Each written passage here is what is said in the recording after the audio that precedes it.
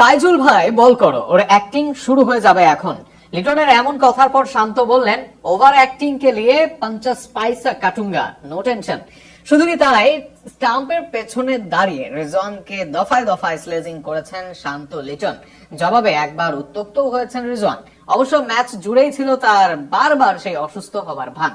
সিলেট টেস্টের চতুর্থ দিন জমিয়ে তুলেও 7 উইকেট হারিয়েছে পাকিস্তান। কাল সকালে জয়ের জন্য নামবে বাংলাদেশ। তার আগে কেমন ছিল আজকের দিন, তা নিয়ে থাকছে প্রতিবেদন।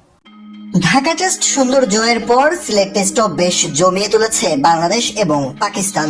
পাকিস্তানের ব্যাটাররা আজ লড়াই করার মনোভাব নিয়েই ব্যাটিং এ নেমেছিল, তবে সেই মনোভাবে বেশ ভালোই বাধা হয়ে দাঁড়ায় লিটন কুমার দাস ও নাজমুল হোসেন শান্তর তিক্ত স্লেজিং। মোহাম্মদ রিজওয়ানের একটা অভ্যাস আছে, তিনি যখনই ভালো খেলেন বারবার শুয়ে পড়েন কিংবা বসে পড়েন।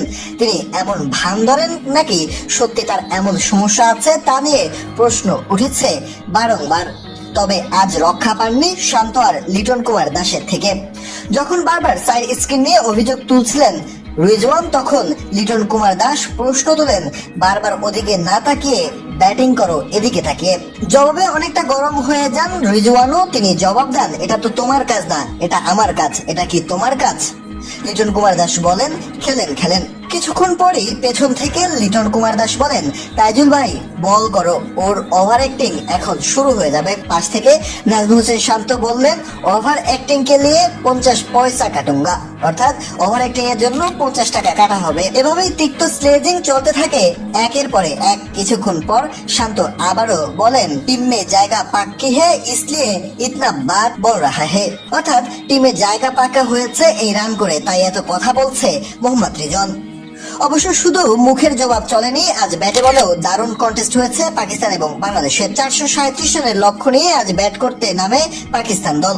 49 বলে 21 রান করেন আজান আওয়াজ। তবে আগের ইনিংসগুলোতে দুর্দান্ত করা আব্দুল্লাহ ফাজাল করেন মাত্র 6 রান।